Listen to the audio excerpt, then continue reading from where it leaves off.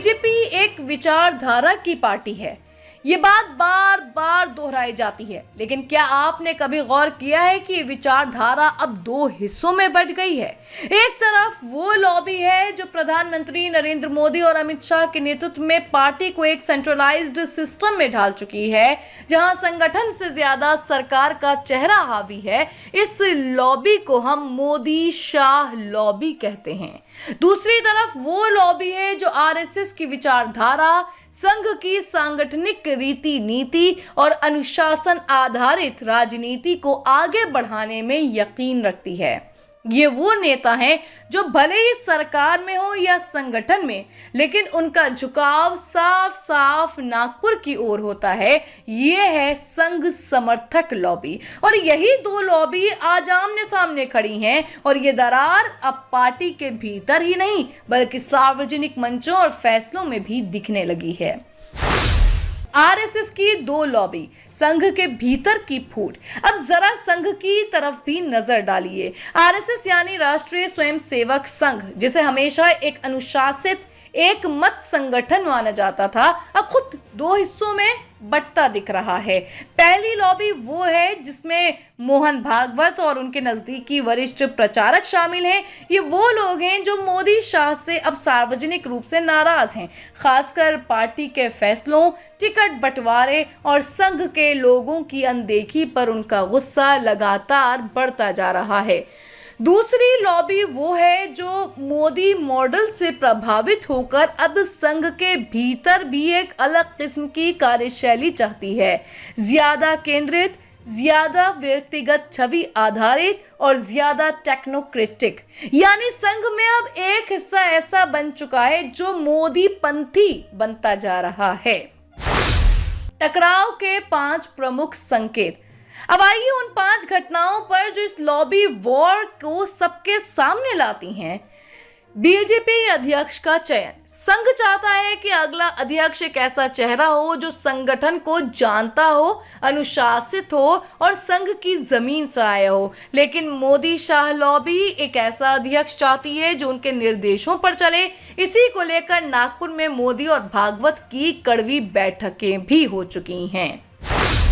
UP में प्रशासनिक तबादले। हाल ही में प्रधानमंत्री कार्यालय ने यूपी में योगी के नजदीकी अधिकारियों को हटाकर मोदी समर्थक अफसर लगाए। ये संकेत है कि मोदी लॉबी योगी की स्वतंत्रता से भी खुश नहीं है। उधर संघ योगी को अपना हिंदुत्व चेहरा मानता है। मीडिया की सर्जरी। जो पत्रकार मोदी की तारीफों में लगे रहते थे, उन पर अब केस दर्ज हो रहे हैं। संघ अब गॉडमैन कल्चर या भक्त मीडिया से दूरी बना रहा है, यानी एक और झटका मोदी लॉबी को। संजय जोशी की वापसी की चर्चाएं। गुजरात से लेकर दिल्ली तक एक चर्चा तेज है कि संघ फिर से संजय जोशी को एक्टिव कर सकता है। जोशी वही शख्स हैं जिनसे मोदी की पुरानी रंजिश है। ये संघ की सीधी चुनौती है। भागवत का कड़ा रुख। इस बार संघ प्रमुख मोहन भागवत का रुख असामान्य रूप से सख्त है। वो मोदी को स्पष्ट कर चुके हैं कि बीजेपी सिर्फ एक व्यक्ति की पार्टी नहीं है, अब पार्टी को वापस विचारधारा पर लौटना होगा। कौन होगा बाहर, कौन होगा हाशिए पर? अब बड़ा सवाल, इस लॉबी वॉर में कौन बचेगा और कौन हाशिए पर जाएगा? संकेत साफ है।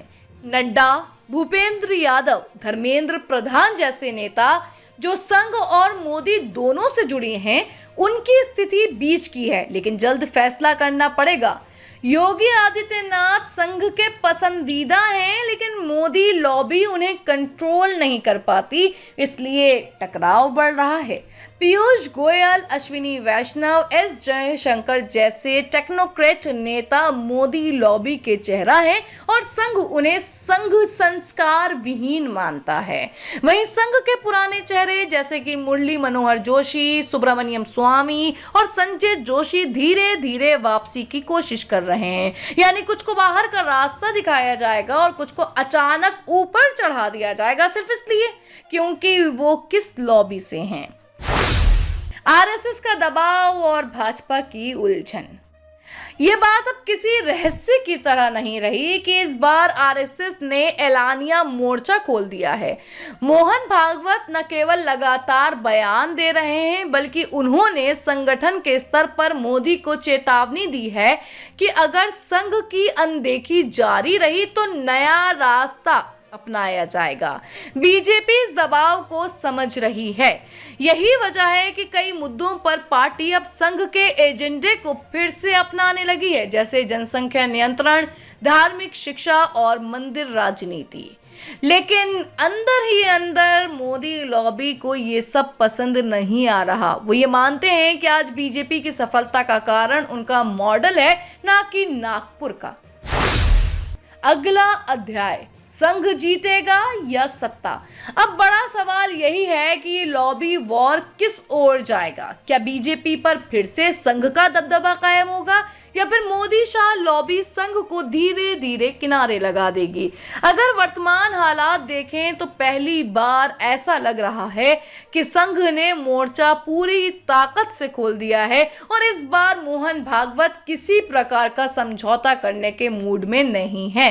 ये संघर्ष अब किसी गुप्त बैठक में नहीं, बल्कि मीडिया, सोशल मीडिया और पार्टी के हर स्तर पर दिखाई दे रहा है।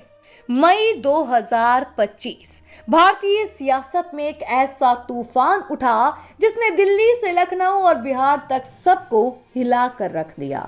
राष्ट्रीय स्वयंसेवक संघ और भारतीय जनता पार्टी, जो कभी एक दूसरे की ताकत थे, इस बार किनारे पर पहुंच गए हैं। मोहन भागवत के तेवर, नरेंद्र मोदी और अमित शाह की रणनीति, संजय जोशी की वापसी की अटकलें और 94 साल बाद जातिगत जनगणना का ऐलान, ये सब एक सियासी भूचाल का हिस्सा था। लेकिन सवाल ये है, क्या आरएसएस अब बीजेपी पर हावी होने की कोशिश कर रहा है? क्या ओबीसी और अल्पसंख्यकों को लुभाने की नई रणनीति बीजेपी को सत्ता में बनाए रखेगी या पिछले 11 सालों में ऊपरी जातियों और अल्पसंख्यकों के बीच बढ़ी खाई इसे और कमजोर कर देगी? पिछले महीने आरएसएस और बीजेपी के बीच इतने उतार चढ़ाव हुए कि सियासी गलियारे गूंज उठे। लखनऊ से लुटियंस तक हर कोई पूछ रहा था, क्या मोहन भागवत बीजेपी को अपनी मर्जी से चलाना चाहते हैं? और संजय जोशी, जिन्हें 12 साल पहले पार्टी से निकाला गया, अब क्यों चर्चा में हैं? 94 साल बाद जातिगत जनगणना का ऐलान क्या बीजेपी को ओबीसी और अल्पसंख्यकों के करीब लाएगा या ये सत्ता के खेल में खतरनाक दांव साबित होगा? चलिए इस कहानी को शुरू से समझते हैं। 22 अप्रैल 2025 की सुबह पहलगाम, जो अपनी प्राकृतिक सुंदरता के लिए जाना जाता है, उस दिन खून से लाल हो गया। लश्कर-ए-तैयबा के 5-6 आतंकियों ने बैसरन मैदान में घुसपैठ की और पर्यटकों पर अंधाधुंध गोलीबारी की। 26 लोग मारे गए, दर्जनों घायल। ये हमला न केवल भारत की सुरक्षा व्यवस्था पर सवाल था, बल्कि नरेंद्र मोदी सरकार के लिए एक बड़ा झटका था। लेकिन ये पहला हमला नहीं था। पठानकोट 2016, उरी 2016, पुलवामा 2019, मोदी के 11 साल के शासन में कई आतंकी हमले हुए। हर बार सरकार ने सख्त जवाब दिया, लेकिन इस बार कुछ अलग था। 29 अप्रैल को आरएसएस प्रमुख मोहन भागवत अचानक पीएम आवास पहुंचे। 1.5 घंटे की इस मुलाकात ने सियासी हलचल मचा दी। मीडिया ने इसे पहलगाम हमले से जोड़ा, लेकिन सवाल उठा, अगर ये सिर्फ सुरक्षा की बात थी तो गृह मंत्री अमित शाह पहले से मौजूद थे, फिर भागवत की क्या जरूरत थी? क्या ये मुलाकात आरएसएस और बीजेपी के बीच बढ़ते तनाव का संकेत थी? और सबसे बड़ा सवाल, क्या इस मुलाकात में संजय जोशी की वापसी और जातिगत जनगणना का मुद्दा भी उठा? संजय जोशी एक ऐसा नाम जो कभी बीजेपी और आरएसएस का चेहरा था, एक ब्राह्मण नेता जो आरएसएस के पूर्णकालिक प्रचारक रहे और बीजेपी में संगठन के मास्टरमाइंड माने जाते थे। उनकी रणनीति ने गुजरात से लेकर उत्तर प्रदेश तक बीजेपी को मजबूत किया। लेकिन 2012 में नरेंद्र मोदी के साथ मतभेदों के बाद उन्हें पार्टी से बाहर कर दिया गया। 12 साल तक जोशी सियासी वनवास में रहे, लेकिन मई 2025 में उनका नाम सिर्फ सुर्खियों में आया। मार्च 2025 में नरेंद्र मोदी ने 11 साल में पहली बार आरएसएस मुख्यालय का दौरा किया। उन्होंने आरएसएस को अक्षय वट कहा और भागवत के साथ हंसी मजाक करते दिखे। लेकिन सूत्रों के मुताबिक ये दौरा बीजेपी अध्यक्ष की नियुक्ति पर सहमति बनाने के लिए था। जेपी नड्डा का कार्यकाल खत्म हो चुका था और नया अध्यक्ष चुनने में देरी हो रही थी।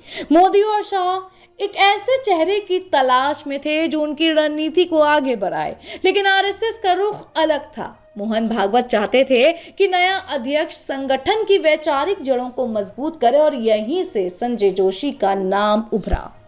सूत्रों के मुताबिक भागवत ने जोशी की वापसी का समर्थन किया, लेकिन मोदी और शाह इसके खिलाफ थे। मोदी और शाह ने जोशी की वापसी रोकने की पूरी कोशिश की, लेकिन भागवत के तेवर से साफ था कि आरएसएस पीछे हटने के मूड में नहीं है। लखनऊ से लुटियंस तक सियासी हलकों में चर्चा थी कि जोशी संगठन मंत्री बन सकते हैं और अगर ऐसा हुआ तो बीजेपी का पूरा सियासी समीकरण बदल सकता है। 30 अप्रैल 2025 को बीजेपी ने एक ऐसा ऐलान किया जिसने सबको चौंका दिया। 94 साल बाद केंद्र सरकार ने राष्ट्रीय जनगणना में जातिगत गणना को शामिल करने का फैसला किया। यह फैसला इसलिए चौंकाने वाला था क्योंकि बीजेपी और आरएसएस लंबे समय से जातिगत जनगणना के खिलाफ थे। आरएसएस का मानना था कि जातिगत जनगणना सामाजिक एकता को कमजोर करती है, लेकिन बिहार में नीतीश कुमार की सरकार ने 2023 में जातिगत जनगणना कराई, जिसने दिखाया कि 63.13% आबादी ओबीसी, 19.65% एससी और 15.52% ऊपरी जातियां हैं। विपक्ष, खासकर कांग्रेस और राजद, इसे चुनावी हथियार बना रहे थे। बीजेपी को डर था कि अगर वो इस मुद्दे पर चुप रही तो ओबीसी और दलित वोटर उससे छिटक जाएंगे। लेकिन सवाल ये था, क्या ये फैसला बीजेपी का अपना था या मोहन भागवत की मुलाकात का नतीजा था? और क्या ये ओबीसी और अल्पसंख्यकों, खासकर पसमानदा मुसलमानों को लुभाने की रणनीति थी? ये ऐलान बीजेपी के लिए मास्टर स्ट्रोक था या एक जोखिम जो हिंदुत्व की एकता को तोड़ सकता था? पिछले कुछ सालों में आरएसएस में एक बड़ा बदलाव देखा गया। मोहन भागवत, जो 2009 से सरसंघ चालक हैं, उन्होंने संगठन को एक नई दिशा दी। जहां पहले आरएसएस हिंदुत्व और सांस्कृतिक राष्ट्रवाद के लिए जाना जाता था, वहीं भागवत ने ओबीसी, दलित और अल्पसंख्यकों के प्रति नर्म रुख अपनाया।